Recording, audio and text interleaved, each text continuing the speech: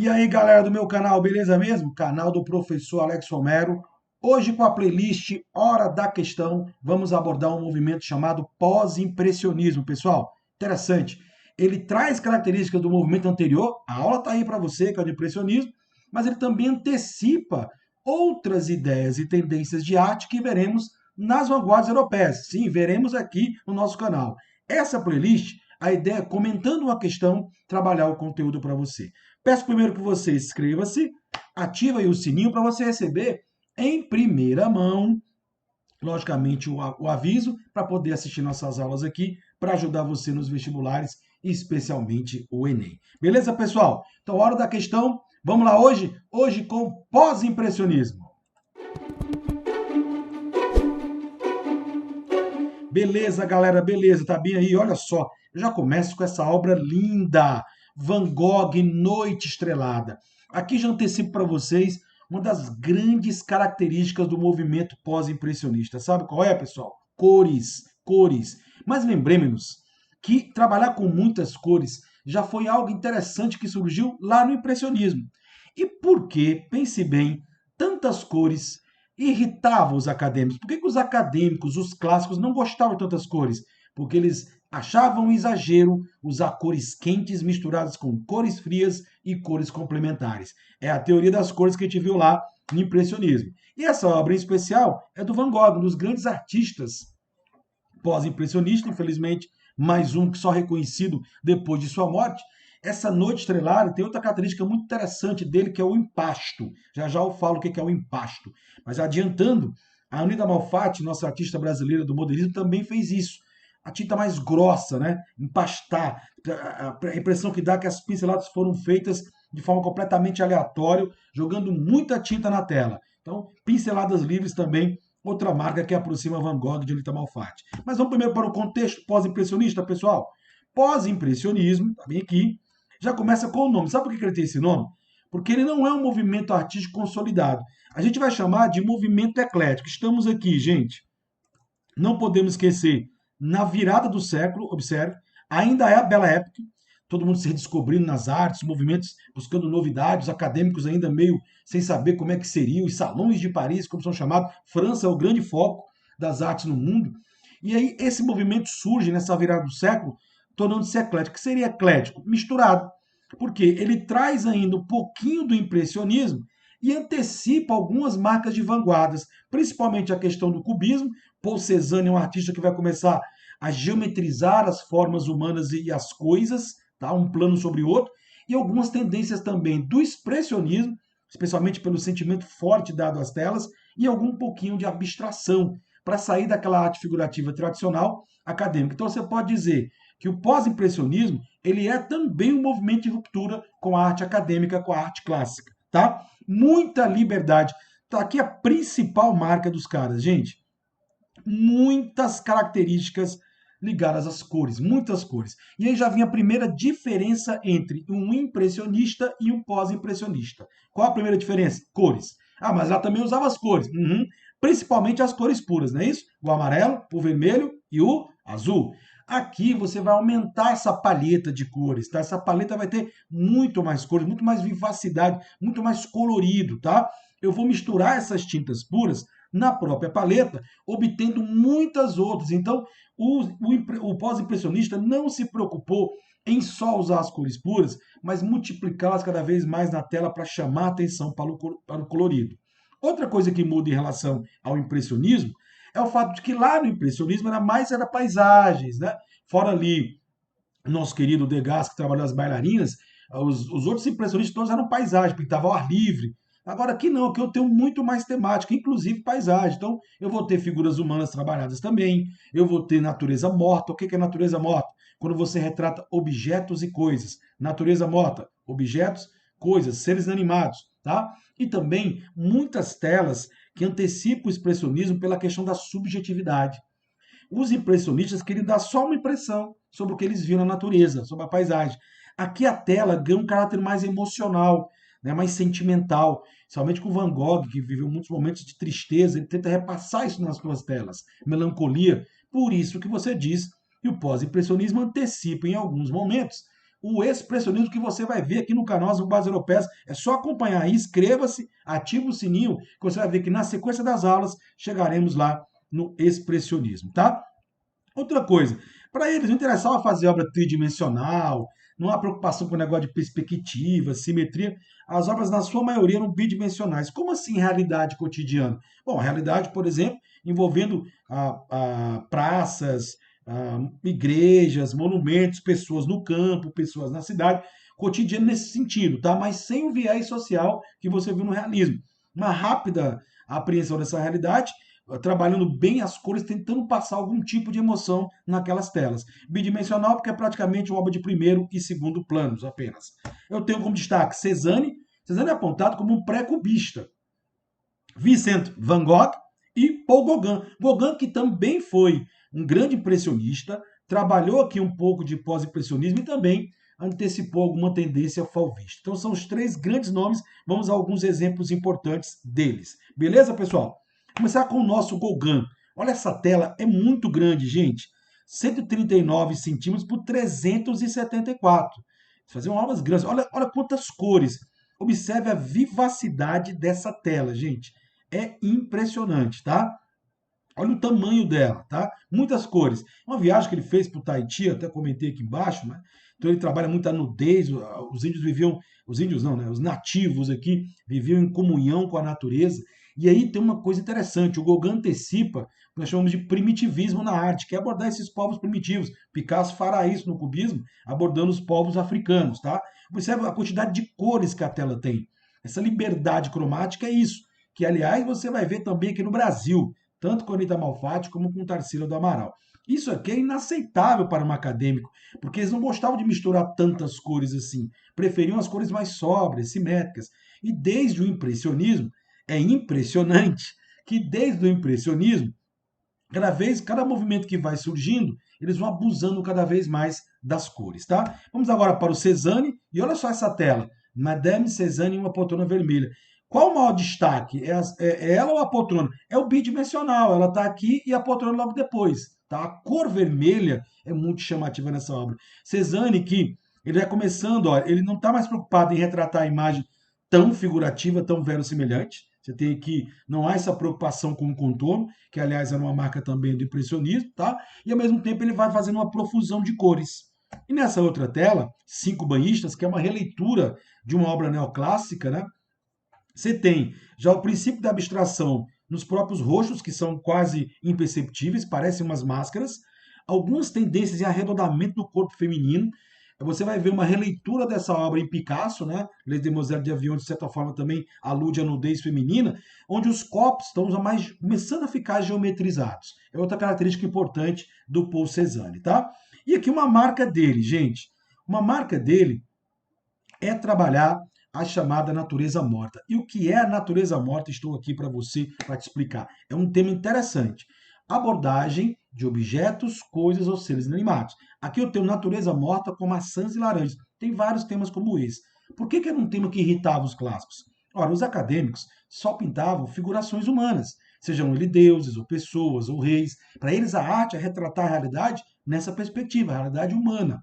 Então, quando você não pinta seres humanos, como é o caso que surge aqui nessa virada do século, isso vai ser também comum lá no cubismo, vai ser comum também no expressionismo, no abstracionismo, tá? No surrealismo, você vai trabalhar a natureza morta, e o nome curioso, né?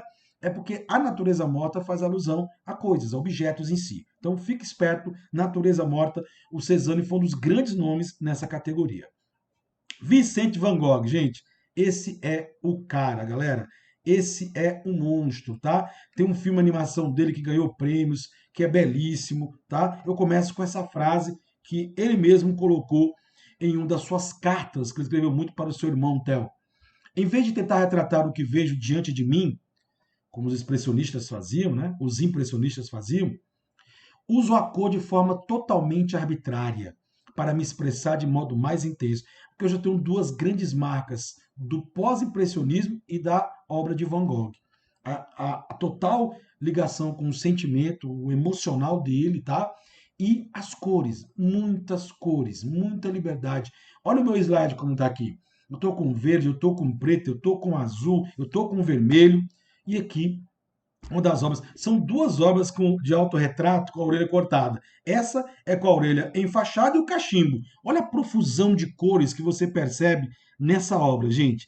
É um alaranjado, é um vermelho, é um verde, é um preto. Interessante, até a fumaça aqui saindo do cachimbo, tá? Como ele diz, eu não quero pintar quadros, eu quero pintar a vida. Em vida, infelizmente, não teve tanto reconhecimento, conseguiu vender só um quadro, né?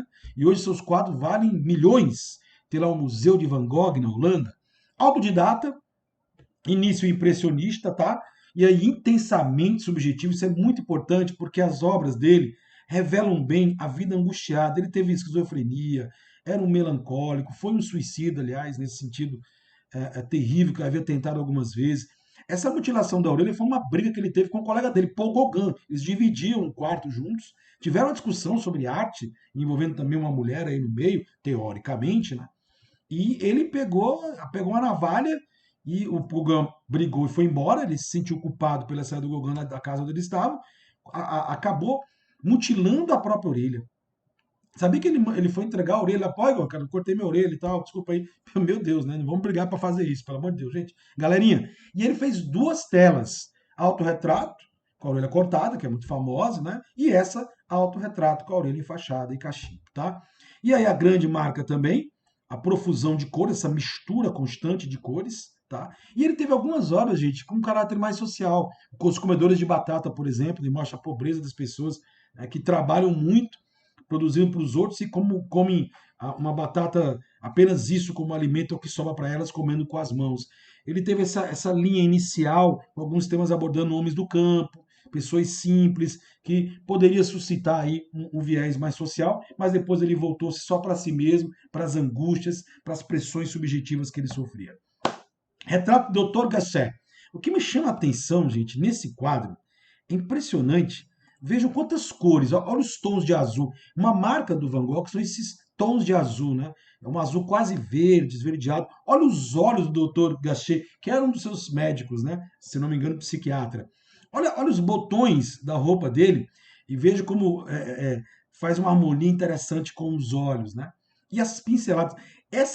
Eu quero que vocês entendam agora o que é a técnica do empaste. Isso aqui, ó, ele vai jogando a tinta, então camadas muito grossas de tintas. Isso é o empasto. Foi uma técnica que ele ficou marcadamente usado. No Brasil, Anita Malfatti usou em alguns quadros. Então, veja os tons diferentes de azul. O livro amarelo, né, aqui, são dois livros, observe. Bidimensional muito claro, que o primeiro plano está aqui na mesa, o segundo plano é o Dr. Gachet. Um certo ar de melancolia, né, meio que assim, olhando, tá?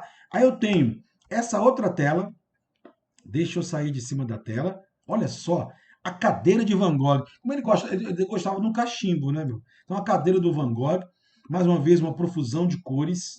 Essa cadeira aparece na obra O Quarto de Arles, que a gente vai já resolver uma questão, tá? Outro colorido dele. Aqui eu tenho Passeio Crepúsculo. Essa obra está lá no MASP, em São Paulo. Belíssimo museu de arte, tá?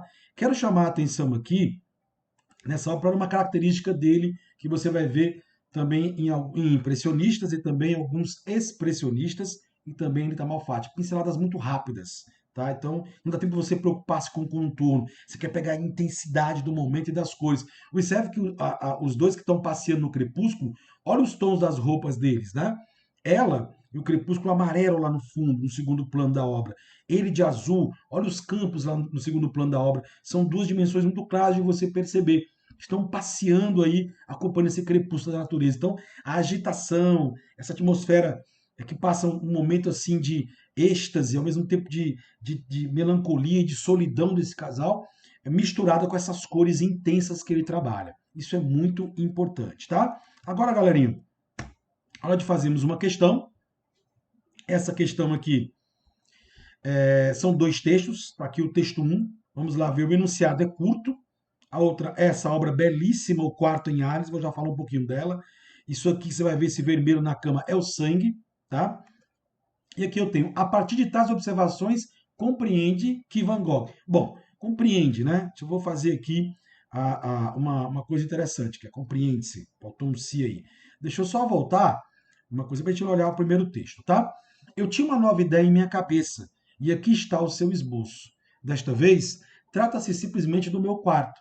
Só que a cor se encarrega, olha só isso, a cor se encarrega de tudo, se encarregará de tudo, tá? As paredes são violeta claro. O piso é de ladrilhos vermelhos. A madeira da cama e as cadeiras, amarelo de manteiga fresca. Os lençóis e almofadas de um tom leve de limão esverdeado. A coxa, escarlate. As janelas, verde. A mesa de toalete, laranja. E a bacia azul. As portas de cor lilás. E é tudo. Ele está escrevendo essa obra aqui, gente. Apesar dos lençóis aqui, também é uma outra leitura que seria o sangue, quando ele teria cortado, né? Mutilado a sua orelha. Mas veja a profusão de cores, né? Olha como o quarto sugere um certo ar de vazio, né? De tristeza, de solidão, que é um dos temas dele. Olha as cadeiras, né? Como ele repete o tema das cadeiras. Então, lá em Arles, na França, onde ele morou por algum tempo. Vamos à questão. A partir de tais observações, aqui faltou, compreende-se. Não consegui fazer o meu S. Perdão aqui. Um vacilo na hora de digitar a questão, beleza, mas está aqui, compreende-se que, vou tentar fazer aqui, ó, compreende-se que Van Gogh procurou criar uma atmosfera noturna. Nesse quadro não, né? Nesse quadro noturno seria lá naquele Noite Estrelada, que a gente abriu a aula, né? Com tons escuros e pouca vibração, mas aí também estaria errado, porque ele tem muita intensidade nas obras dele, através das cores. As cores sugerem essa intensidade. B de bola. Pretendia criar uma atmosfera de emoção, pela ênfase dada às sombras e ambientes soturnos em seu quadro. Sombras, sombreados, soturnos, não temos isso nesse quadro não, gente. C.